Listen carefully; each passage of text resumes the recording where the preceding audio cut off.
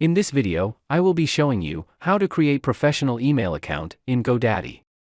So let's get started with the video. Once logged into GoDaddy account, in the products page, we can see all the products owned by us.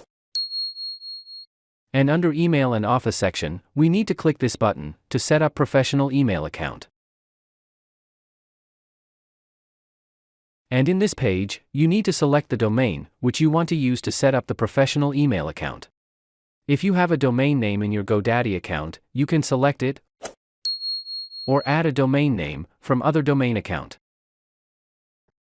I will be selecting my GoDaddy domain in this video. And in this page, enter all the details in these fields. First field, we need to enter the username of the professional email account we want to create. And in these two fields, we need to enter the first name and the last name.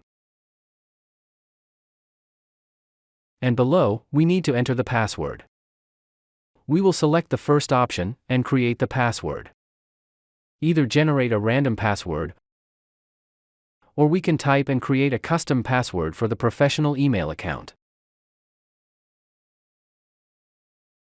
And in this space, we can enter at least 5 email accounts, to which the professional email account information will be sent.